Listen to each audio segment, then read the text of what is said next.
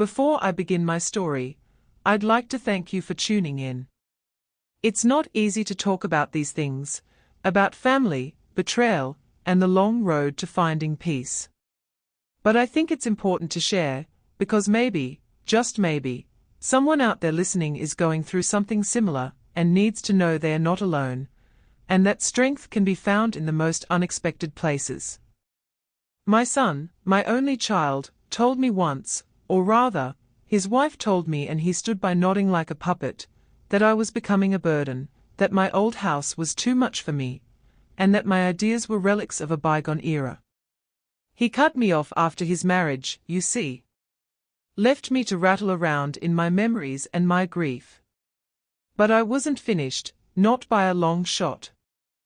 This is the story of how my own son, the boy I raised with every ounce of love I possessed, came begging to me in tears when he learned I had changed my will, and how I finally found my own kind of peace. The early years after my dear Arthur passed were a tapestry woven with threads of sacrifice and fierce, unwavering love for Mark. Arthur was taken from us far too soon, a sudden illness that swept through him like a storm, leaving me a young widow with a 7-year-old boy whose eyes, so like his father's, were wide with a grief he couldn't fully comprehend. I remember holding him tight that first night, his small body trembling against mine, and vowing silently that he would want for nothing, that I would be both mother and father to him, that his path would be as smooth as I could possibly make it. And I tried. Lord, how I tried. I worked 2 jobs for a while, cleaning offices in the early mornings before my secretarial position began, just so Mark could have the best schooling, the music lessons he briefly cherished, the sports equipment for teams he enthusiastically joined and then quietly quit. The house, Arthur's pride and joy, a sturdy 2-story colonial with a sprawling garden he'd poured his soul into, became my sanctuary and my responsibility. I learned to fix leaky faucets, to paint weather-beaten sidings, to mow the lawn in neat, satisfying stripes, all while ensuring Mark's homework was done, his belly was full, and his heart felt secure. We were a team, Mark and I, or so I believed. He was a sweet boy, quick with a hug, always eager to share stories from his school day. He'd follow me around the garden, chattering about his friends, his dreams of becoming an astronaut, then a firefighter, then a famous musician. I treasured those moments, hoarded them like precious jewels. I poured every spare penny, every ounce of my energy, into him and into maintaining the home that was his birthright, the legacy Arthur and I had intended for him. My own needs, my own desires, were deferred, packed away like old clothes in the attic, to be addressed later, a later that never seemed to arrive. I never remarried, the thought barely crossed my mind. Mark was my world, my singular focus. Looking back, perhaps I coddled him too much, shielded him too fiercely from the harsh realities of life. Perhaps in my desire to make his path smooth, I forgot to teach him how to navigate the bumps. He went off to college, a good state university, not too far, but far enough for him to taste independence. I missed him terribly, the quiet house amplifying his absence, but I was proud. He'd call every Sunday, and those calls were the highlight of my week. He was doing well, he said, making friends, enjoying his studies in business. He was going to make something of himself, he promised, and make me proud. And I was already so proud. It was during his final year of college that he first mentioned Jessica. Mark brought Jessica home for Thanksgiving the year after he graduated. He'd landed a promising job in the city, an hour's drive away, and seemed to be thriving. I was eager to meet the young woman who had captured my son's heart, ready to welcome her with open arms. Jessica was striking. Tall, impeccably dressed, with a confidence that bordered on sharpness. She smiled, but it didn't quite reach her eyes, a detail I registered but quickly dismissed as my own nervousness. I'd cooked for days, all of Mark's favorite dishes, the table laden with the bounty of a mother's love. Jessica picked at her food, complimenting it with a polite, almost clinical detachment that made me feel like I was being evaluated. She spoke mostly about her own career aspirations, her family's connections, the trendy new restaurant she and Mark had tried the previous week. When she did turn her attention to me, her questions felt less like genuine interest and more like an assessment.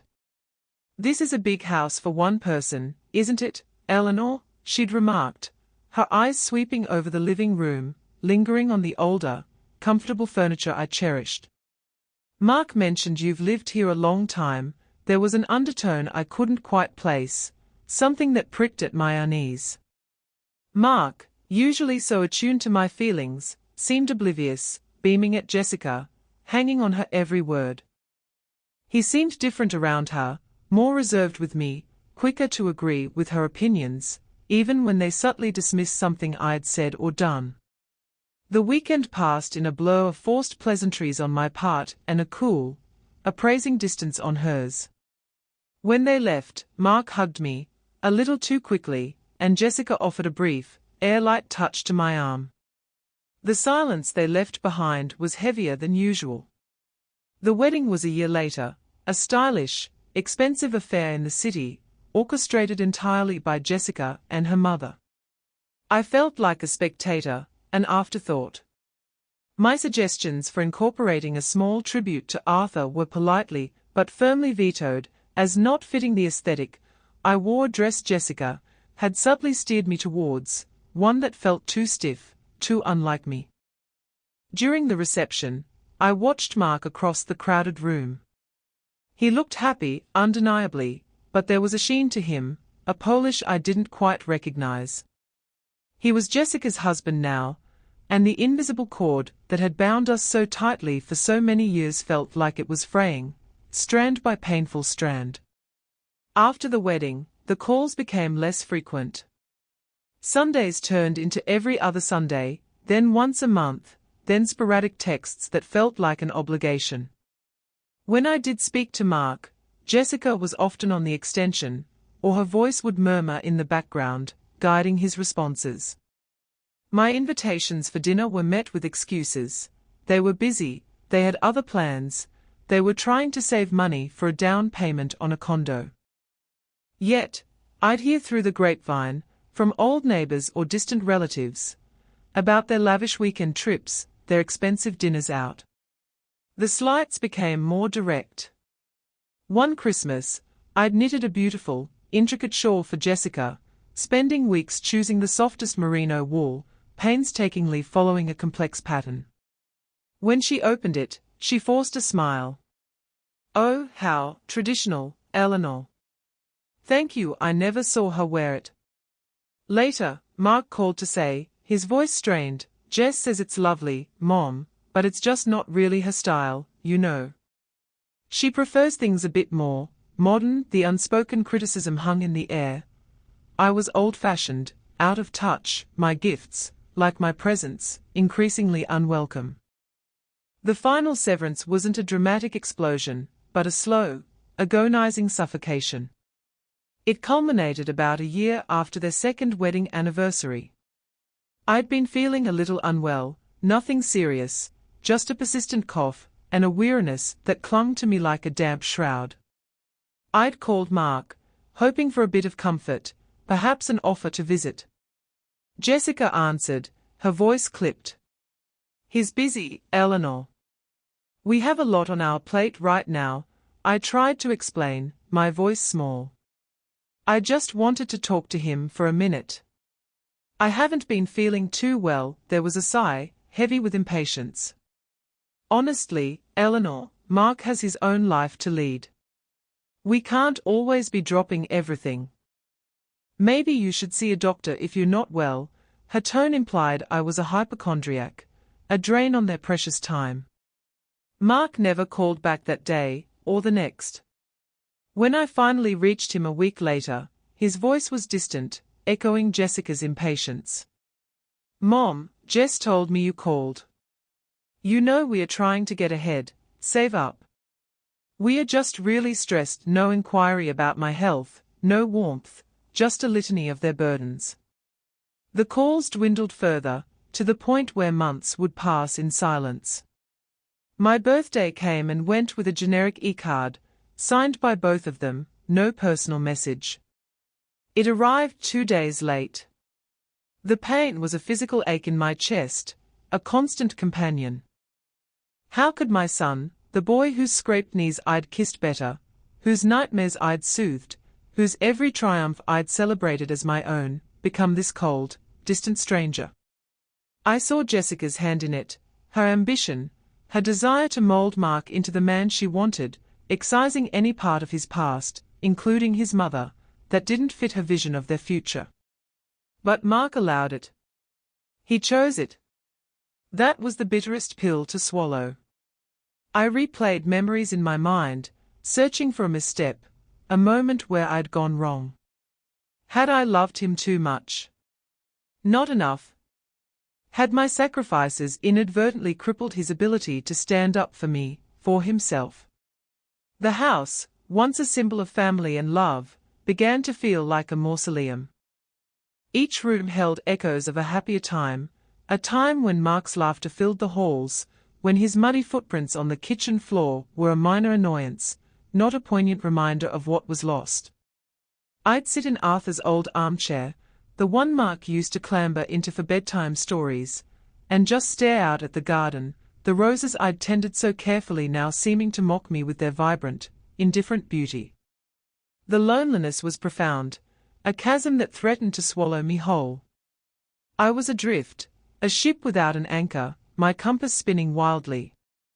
The son I knew was gone, replaced by a polite, evasive man who treated me like a distant, slightly embarrassing relative. And the silence from their end was the cruelest cut of all.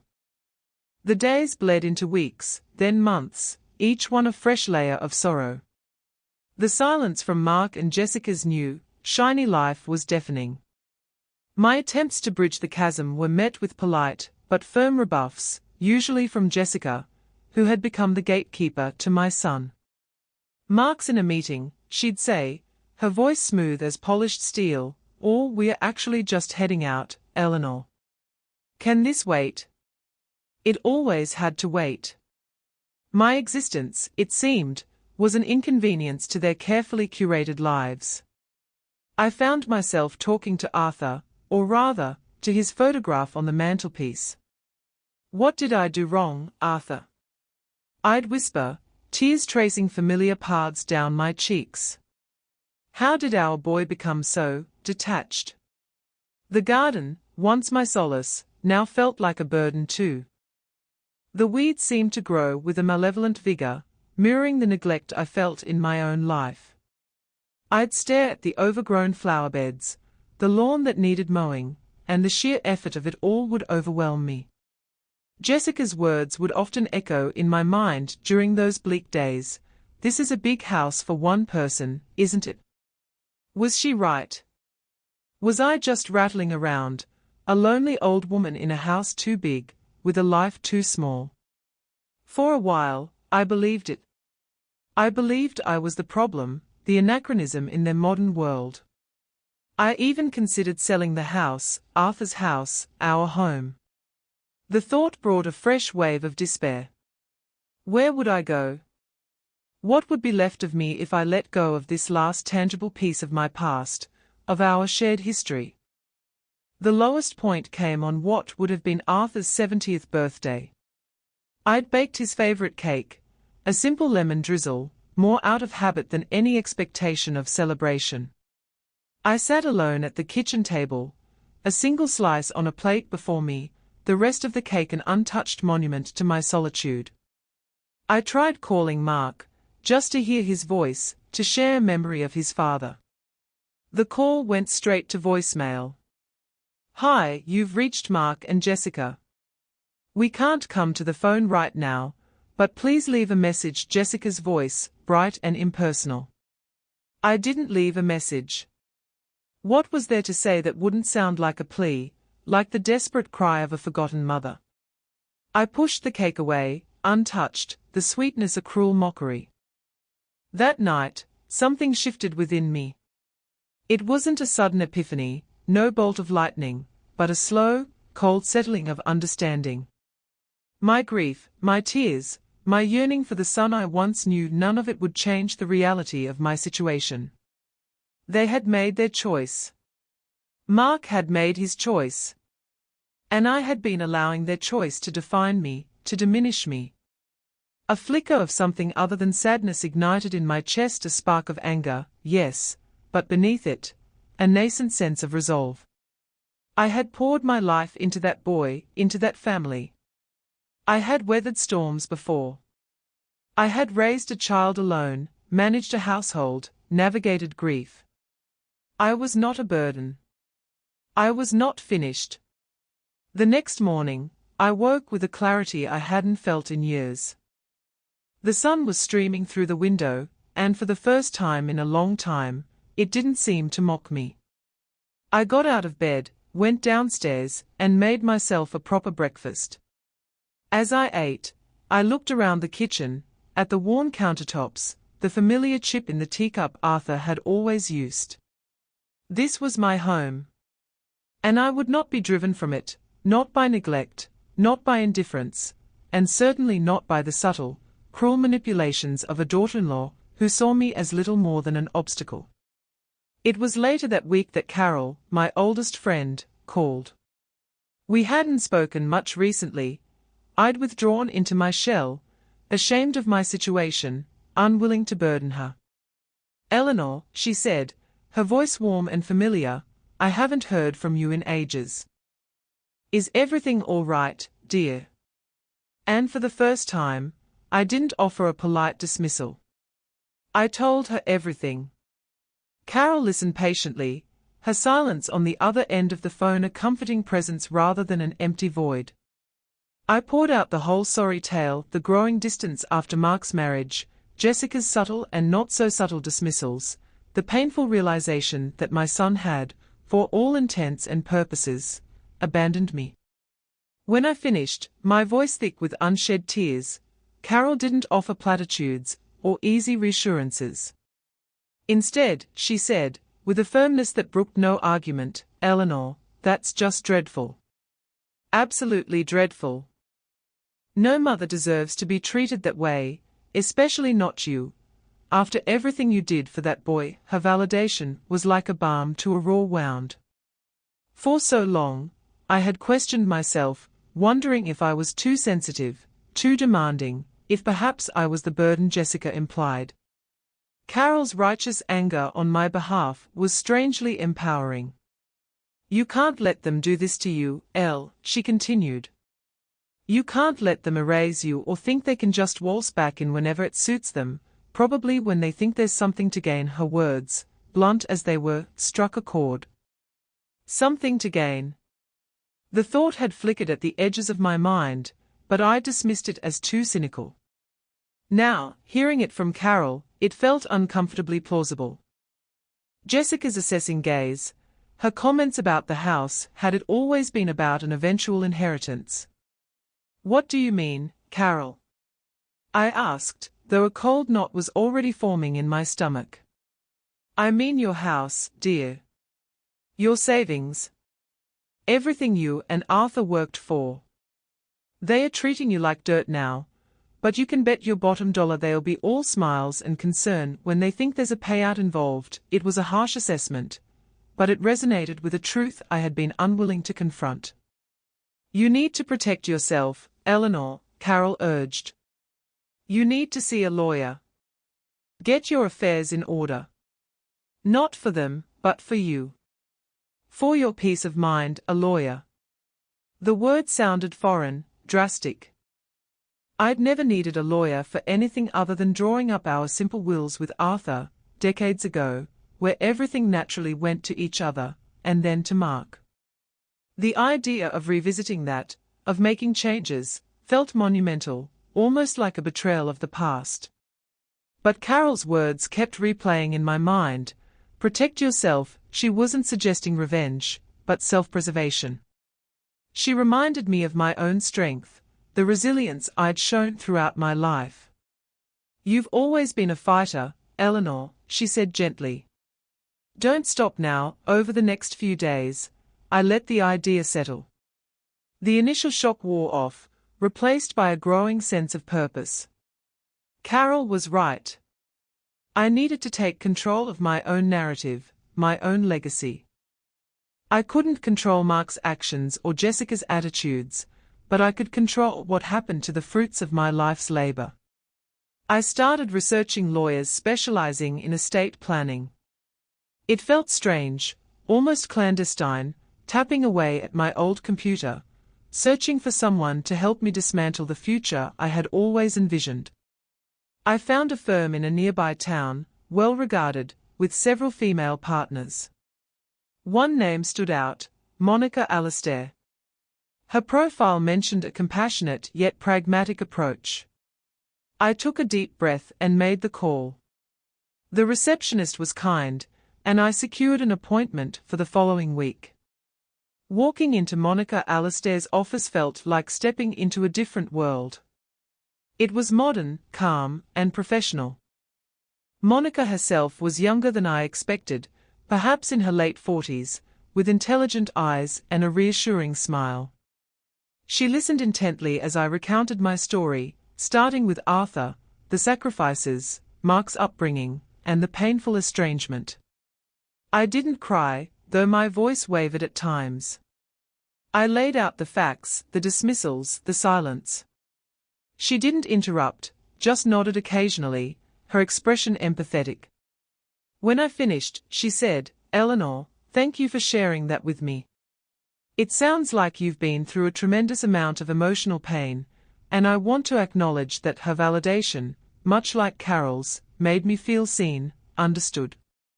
"Now," she continued, her tone shifting to a gentle professionalism, "let's talk about your will.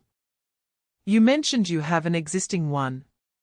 I confirmed that Arthur and I had made mirror wills, and after his passing, mine stipulated that Mark was the sole beneficiary of my entire estate, the house, my savings, Arthur's small pension that I'd carefully managed.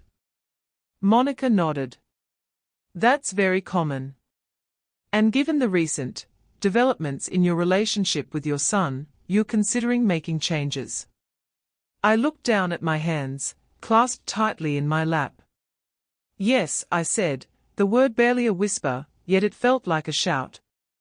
Monica then began to explain the options available to me, clearly and concisely. She spoke about trusts, about gifting to charities, about designating other beneficiaries. There was no judgment in her voice, only a commitment to helping me understand my choices. The initial thought wasn't about disinheriting Mark entirely, not at first. It was more about reclaiming what was mine, ensuring that my life's work would be respected, not simply consumed by those who had shown me so little respect in return. As I left her office that day, armed with information and a follow-up appointment, I felt a lightness I hadn't experienced in years. The path ahead was still uncertain and emotionally fraught, but for the first time, I felt like I was holding the map. The days following my initial consultation with Monica Alastair were filled with a profound and often unsettling introspection. Changing my will wasn't just a legal procedure, it was a deeply emotional act, a redrawing of my life's final chapter. The original will, naming Mark as my sole heir, had been an embodiment of my love and my hopes for him. To alter it felt like acknowledging the death of that particular dream, the dream of a close-knit family, of a son who would cherish my memory and the legacy Arthur and I had built. I spent hours wandering through the house, each room a repository of memories. In Mark's old bedroom, still holding his childhood books and sports trophies, the decision felt almost unbearable. How could I effectively erase him from this future inheritance, this tangible link to his past, to us? But then I would remember Jessica's cool disdain, Mark's passive acquiescence to her thinly veiled insults, the long, painful silences, the missed birthdays, the profound sense of abandonment. The love was still there. A mother's love is a stubborn, resilient thing, but it was now overlaid with a deep, aching disappointment and a newfound clarity. This wasn't about punishment, it was about stewardship.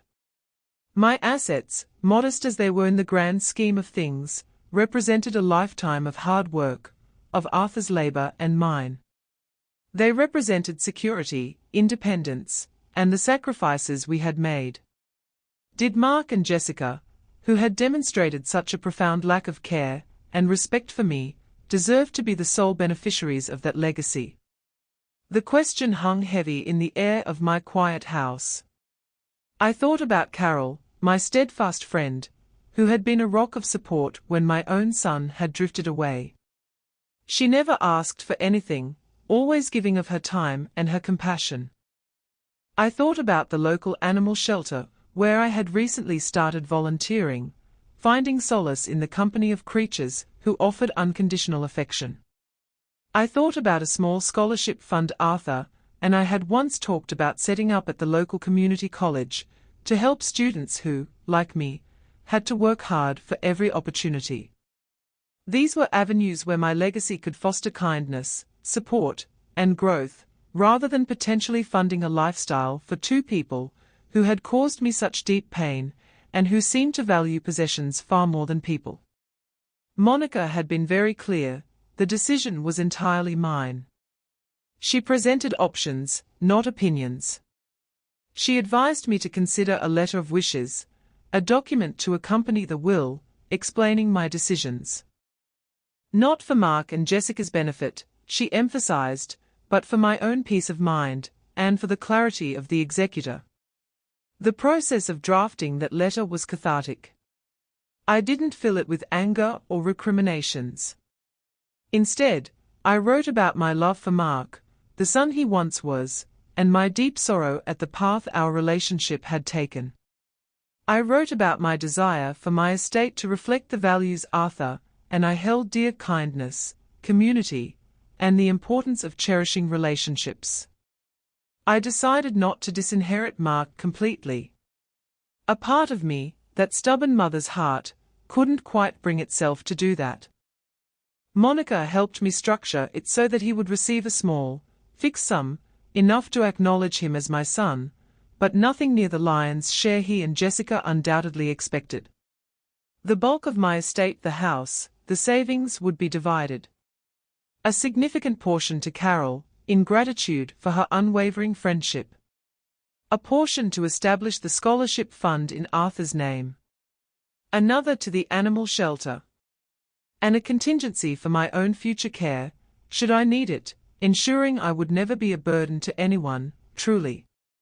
The day I went to Monica's office to sign the new will and the accompanying documents was overcast, the sky a muted grey. I dressed carefully, in a navy blue dress that always made me feel put together. As I read through the documents one last time, Monica sat patiently. Each clause felt significant, weighted with years of history and a future I was now actively shaping. When I picked up the pen to sign, my hand was surprisingly steady. There was a profound sense of solemnity in that moment, a quiet gravity. It was done. As Monica and her assistant witnessed my signature, I felt not triumph, but a quiet, resolute peace. There was sadness, yes, a lingering ache for what had been lost between me and Mark, but overlying it was a sense of liberation, of agency. I had taken back control. I had ensured that my life, and its culmination, would reflect my values, not their expectations. I walked out of Monica's office into the grey afternoon, but the world seemed a little brighter. I had kept this entire process a secret. Not even Carol knew the specifics of the changes, only that I was putting my affairs in order. There was no need for anyone else to know. This was my decision, my business. The original will was now void, replaced by a document that spoke of a different future, one I had chosen. Life began to settle into a new rhythm, one of my own making. With the legalities of the will addressed, a weight I hadn't fully acknowledged lifted from my shoulders. I found myself with more energy, a renewed interest in the world around me. The house, which had felt like a silent accuser, slowly began to transform back into a haven. I started with the garden. Armed with new shears and a determination I hadn't felt in years, I tackled the overgrown roses, pruned the unruly shrubs, and waged war on the persistent weeds. The physical labor was satisfying, grounding. As the flower beds began to bloom again, vibrant and colorful, they felt like a reflection of my own reawakening. I reconnected with Carol more regularly. We'd have tea, go for walks, or visit local craft fairs. Her easy companionship was a balm. She never pried about the will, respecting my privacy, but her quiet support was a constant reassurance. I also threw myself into volunteering at the animal shelter. The work was sometimes messy, often noisy, but incredibly rewarding. The unconditional affection from the dogs and cats, their simple, honest needs, filled a void I hadn't realized was so vast. I found a sense of purpose there, a feeling of being genuinely useful and appreciated. Months turned into a year, then nearly 2. Contact with Mark and Jessica remained virtually non-existent. There was the occasional, perfunctory holiday text message, usually a generic, "Happy holiday" from Mark and Jess, which I would acknowledge with an equally brief reply. I no longer yearned for their calls or agonized over their silence. I was building a life that didn't revolve around their approval or presence. My days were full. I joined a book club, started attending a gentle yoga class at the community center, and even took a short course on local history, something Arthur and I had always meant to do. The house felt warm and welcoming again, filled with the scent of baking, for myself and for friends now, not just for ghosts of the past, and the quiet hum of my own contentment. Then came the unexpected catalyst. I had decided, after much thought, to sell a small parcel of land Arthur had inherited years ago. It was an undeveloped plot on the outskirts of town, and honestly, it had become more of a tax liability than an asset. I'd never had any plans for it, and Mark certainly never expressed any interest in it during his more communicative years. Monica handled the sale, and I decided to donate a significant portion of the proceeds to the animal shelter for a much-needed expansion of their kitten wing, and another portion to kickstart the Arthur Bellamy Scholarship Fund at the community college. Both donations were acknowledged in the local paper, with a small photograph of me handing over a symbolic check to the shelter director. I hadn't sought publicity, but the shelter was keen to thank donors publicly to encourage more support. I thought nothing more of it. A few weeks later, my phone rang. It was an unfamiliar number. When I answered, a hesitant voice said, "Mom?" "It's Mark." I was surprised, to say the least. It had been months since I'd heard his voice directly. "Mark," I replied, keeping my tone even. "To what do I owe the pleasure?" There was a pause. I saw something in the paper. About a donation you made. To the animal shelter."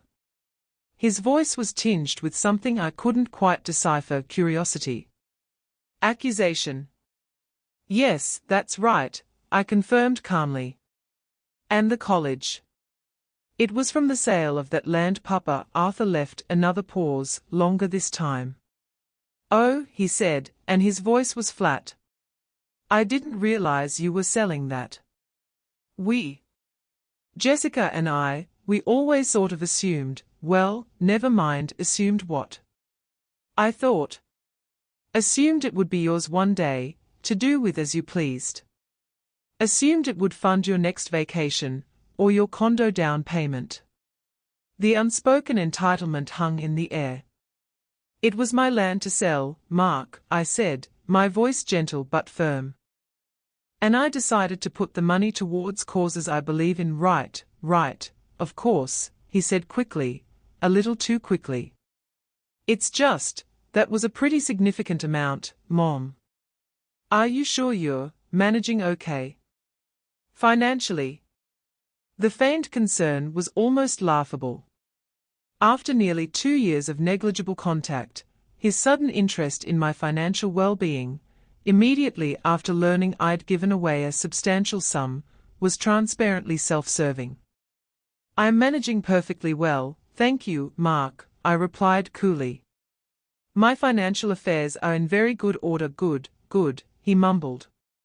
The conversation then meandered awkwardly for a few more minutes, with Mark asking superficial questions about my health and activities, his tone strained.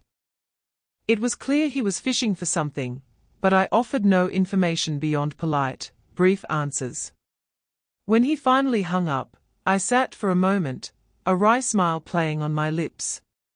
The seed of curiosity, or perhaps suspicion, had been sown. They knew I was capable of making significant financial decisions without consulting them, without considering their presumed future interest. I had no idea then that this small, public act of philanthropy would be the pebble that started an avalanche. The phone call from Mark was followed by an unsettling silence for about a week. I tried to put it out of my mind, focusing on my routine, my garden, my volunteering, my book club. But a small, nagging feeling persisted. Mark's sudden interest, his awkward questions about my finances, felt like the prelude to something. I sensed that Jessica would be in his ear, her mind undoubtedly racing, calculating, speculating. My instincts proved correct. The following Saturday morning, my doorbell rang. It was early, too early for casual visitors. When I opened the door, Mark and Jessica stood on my porch. Mark looked uncomfortable, shifting his weight from one foot to the other, avoiding my gaze. Jessica, however, was a study in tense composure, her expression a mixture of forced pleasantness and barely concealed impatience. "Eleanor," she said, her voice a little too bright. "We were in the neighborhood and thought we'd stop by. Can we come in?" It was a statement, not a question. Before I could respond, she was already stepping past me into the hall, Mark trailing reluctantly behind her. "The house is looking tidy," Jessica commented, her eyes sweeping critically around my living room. "You've been busy. I like to keep active," I replied, closing the door and turning to face them. "Coffee?" "No, thank you," Jessica said quickly. "We can't stay long." "Mark actually wanted to ask you something." She glanced at Mark, a clear instruction in her eyes. Mark cleared his throat. "Ah, yeah, Mom. About that land you sold, and the donations. It got us thinking about your plans. You know, for the future." His evasiveness was palpable. "My plans are quite settled, Mark," I said calmly, taking a seat in Arthur's armchair. I gestured for them to sit on the sofa, which they did, Jessica perching on the edge, as if ready to bolt. "We were just wondering," Jessica interjected, taking over as Mark faltered, "if you'd made any adjustments to your estate planning recently. Mark is your only son, after all. We just want to make sure everything is straightforward, you know, to avoid any complications down the line." The audacity of it, the sheer, unadulterated gall, took my breath away for a moment. After years of neglect, their first substantive visit was to inquire about my will, about their inheritance. Carol's words echoed in my mind. "You can bet your bottom dollar they'll be all smiles and concern when they think there's a payout involved." Only, there weren't many smiles, just a grasping anxiety. I looked from Jessica's hard, expectant face to Mark's downcast, uneasy one. "My estate planning is my own concern, Jessica," I said, my voice quiet but firm. "And yes, I have indeed made sure my affairs are in order, reflecting my current wishes and circumstances." Jessica's eyes narrowed slightly. "And what exactly does that mean, Eleanor? Does that mean Mark is still taken care of, as he should be?" The possessiveness in her tone, the implication that they were entitled to my assets, was infuriating.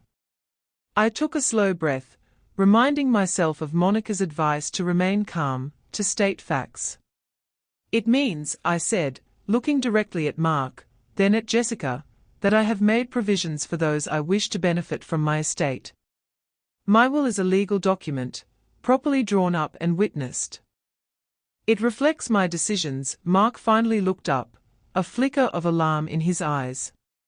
Mom, what are you saying?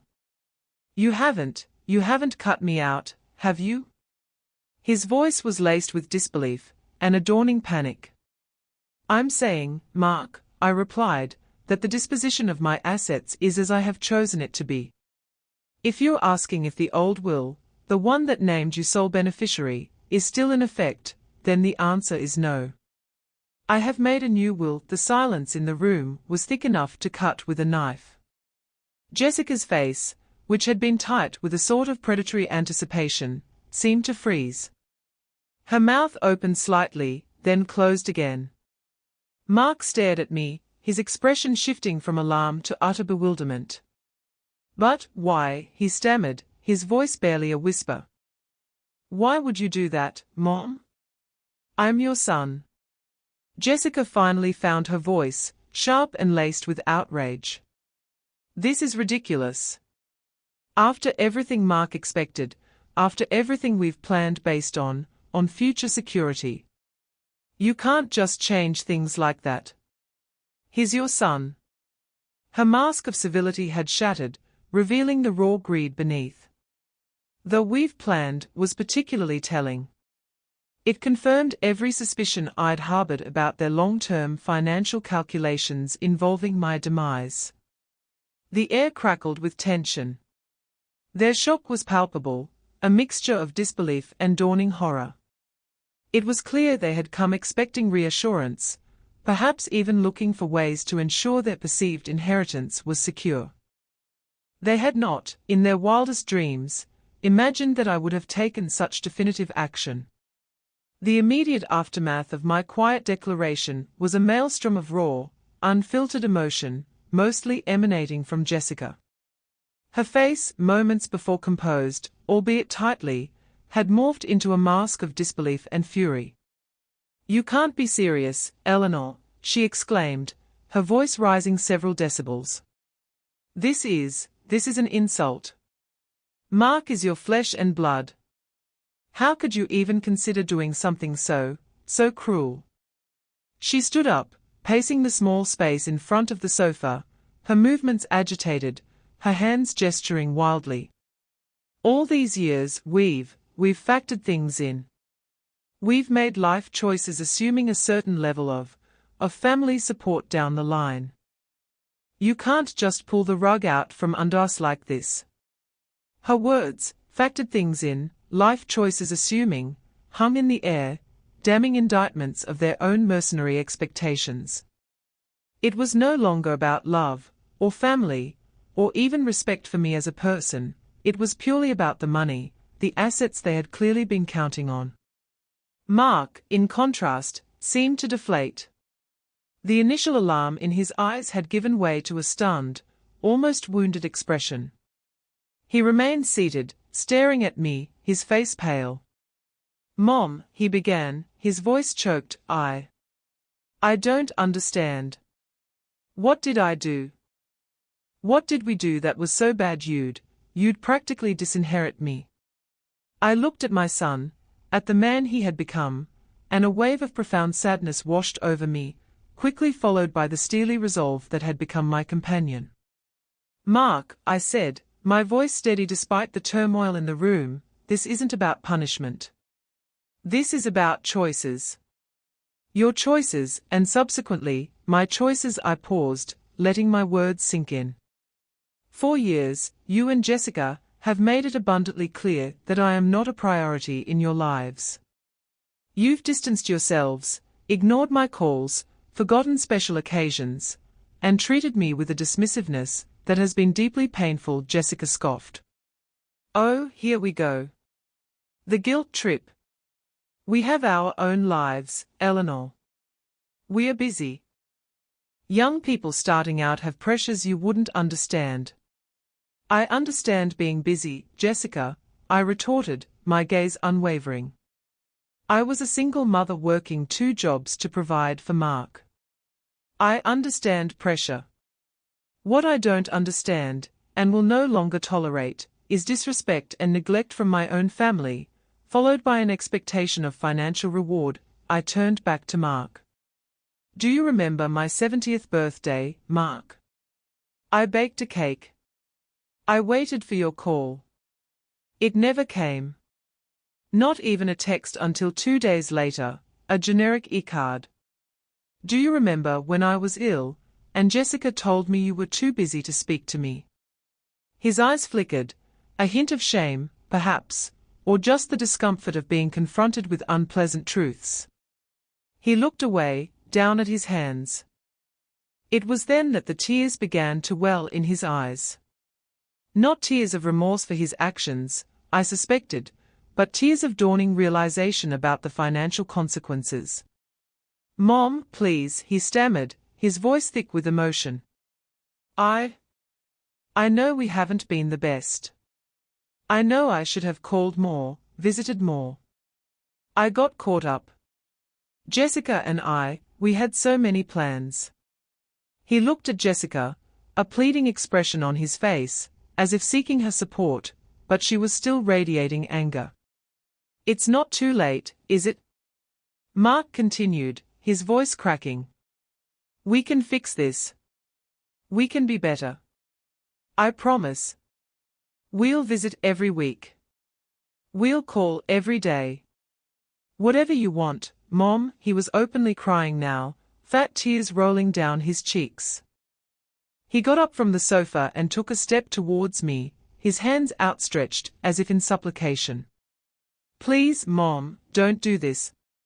That house, it's my heritage. It's Dad's legacy. You can't just give it away to strangers, to a cat shelter. The mention of the animal shelter was laced with contempt. The tears, the promises, the sudden desperation, it all felt so hollow, so transparently motivated by the news of the altered will. Where was this concern, this desire to fix things, a month ago? A year ago? Jessica, seeing Mark's tears, seemed to switch tactics. Her aggressive stance softened, replaced by a saccharine, manipulative tone. Eleanor, darling, she cooed, stepping towards Mark and placing a hand on his arm. He's truly sorry. We are both sorry. We've been so wrapped up in our own world, we haven't been fair to you. Please, find it in your heart to forgive your son. Reconsider this drastic decision. We are family. Family should stick together, shouldn't they? I looked at them both, Mark, sobbing, pleading for his lost inheritance, Jessica, her eyes gleaming with a desperate hope, her performance of remorse utterly unconvincing. My heart ached, not for them, but for the son I once knew, for the relationship that had been irrevocably broken, not by my will, but by their actions, their greed, their profound and sustained indifference. Mark, I said, my voice gentle but unyielding. Your tears are for the money, not for me. Your promises are born of panic, not of love or genuine regret. 4 years, I yearned for your call, for a visit, for a sign that you cared. That sign never came. Not until you thought your inheritance was threatened, I stood up, feeling a strength I didn't know I possessed. My decision is final. The will reflects my wishes. It reflects the reality of our relationship, a reality you both created. The house, my savings, everything Arthur and I worked for, will go to those who have shown me kindness, respect, and companionship, and to causes that matter to me. I looked Mark directly in the eye. You made your choices, Mark. You chose to sideline your mother. You chose to build a life where I was an afterthought. Now, I have made my choice. And I am at peace with it.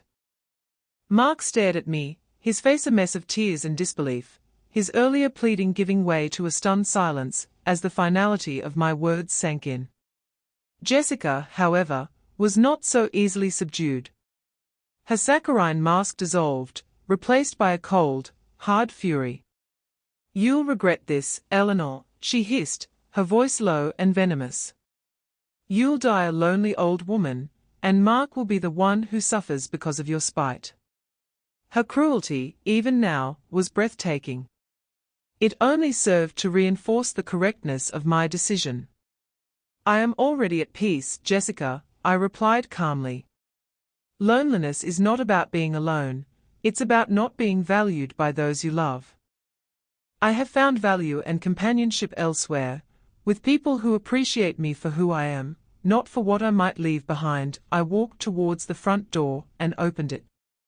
I think it's time for you both to leave. Mark looked utterly broken.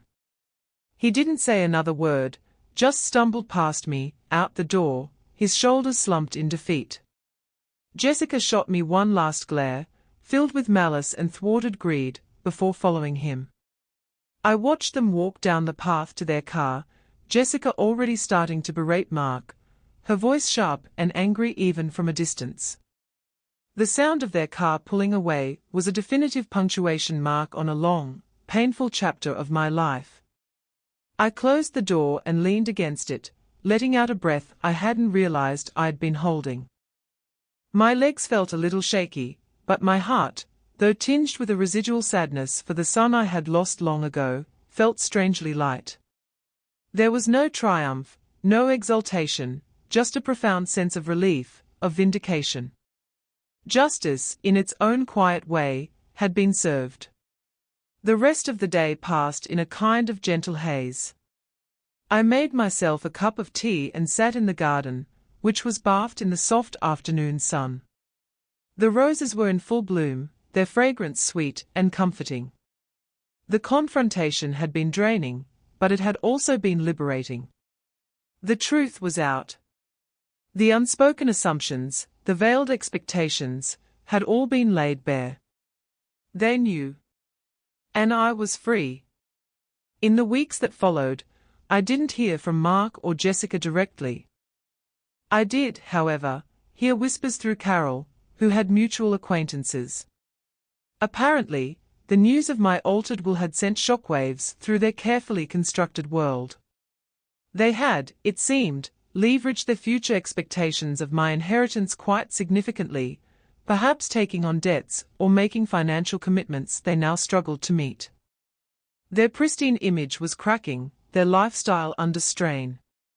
There were rumors of arguments, of blame being thrown back and forth. Their relationship, built perhaps on a foundation less stable than they imagined, was reportedly suffering. I felt a pang of sorrow for Mark, not for his financial woes, but for the choices that had led him to this point, for the weakness that had allowed him to be so easily swayed from familial love and duty. But it was a distant sorrow, like remembering a sad song from long ago. My life, in contrast, continued to blossom. My friendship with Carol deepened. My work at the animal shelter brought daily joys. The scholarship fund in Arthur's name awarded its first bursary to a bright, deserving young student, and attending the small ceremony filled me with a quiet pride. The house no longer felt empty, it felt full of my life, my interests, my peace. It was truly my home, a sanctuary I had reclaimed and defended. I learned to navigate the world with a newfound confidence, my dignity restored, my self-worth affirmed not by the approval of others, but by my own actions and choices. The lonely old woman Jessica had spitefully predicted was nowhere to be found. Instead, there was a woman who was content, engaged, and surrounded by genuine affection. Sometimes, in quiet moments, I would reflect on everything that had happened. There was a melancholy for the broken bond with my son, a sadness for the what-ifs and might-have-beens. But that melancholy was now balanced by a profound sense of peace. I had faced betrayal and disrespect, and I had not crumbled. I had found my strength, asserted my worth, and reshaped my legacy to reflect my true values. My vindication wasn't loud or vengeful, it was the quiet, steady rhythm of a life lived authentically, a life reclaimed. And in that, I found not just peace, but a deep, resonant satisfaction. I had made my choices and they were, finally, undeniably my own. Thank you for listening to my story. I hope it offers some measure of understanding, or perhaps even courage, to anyone facing their own difficult family dynamics. Remember, your worth is inherent, and your peace is worth fighting for.